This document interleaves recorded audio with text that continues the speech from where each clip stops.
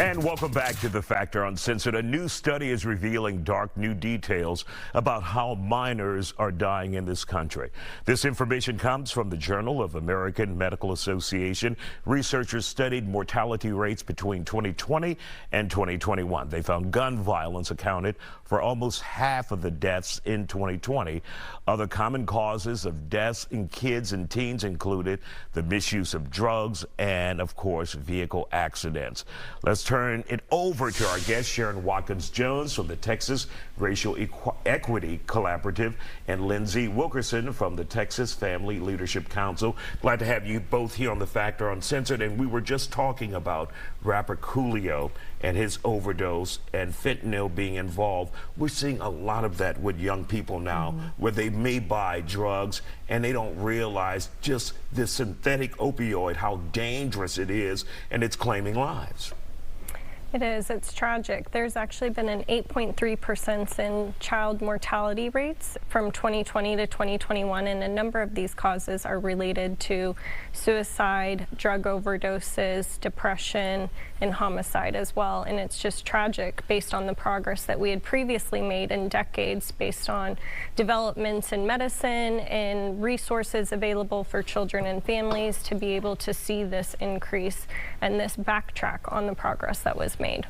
There is an incredible proliferation of guns in this country, and of course we don't want to get political, but we know number one on the list, gun violence. Sure. So Sharon, what are we seeing as a result of gun violence? What role and how are they getting guns, or how are they being killed by guns? So a lot of it we're seeing is circumstances including parental lack of safety in the house for guns in the house.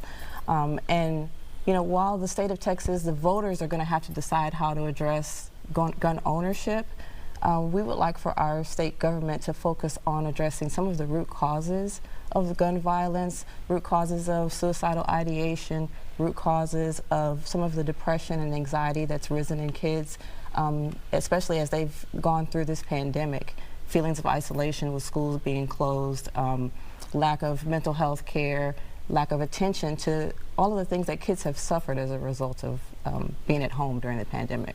And Lindsay, we saw suicide rates go up during the pandemic, and many of those young kids have lost a slice of their lives that we all enjoyed, like going to prom, going to graduation, senior day. And so they could never get those things back. How can we bring, I guess, some hope to those young people who feel like they have been cheated out of part of their lives?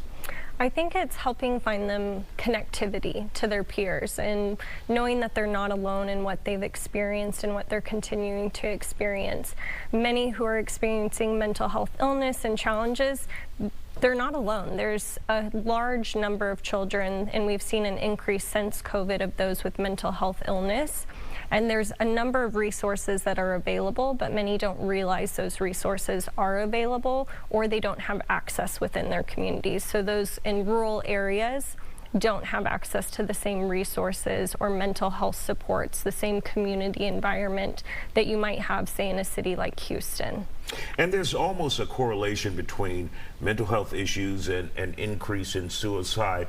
A mother wrote me, Sharon, saying, you know, I have tried everything possible, even with my insurance, to try and get my child the mental health care she needed. She said many psychiatrists, counselors, psychologists won't even take insurance. Right. And so they want cash. They want cash up front.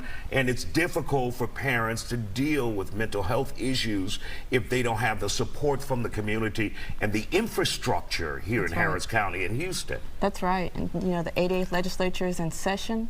One of the things that we're advocating for is an increase in mental health services in our public schools so that kids can be treated where they are and parents can know that those resources are available to their children at their schools where they spend the majority of their time.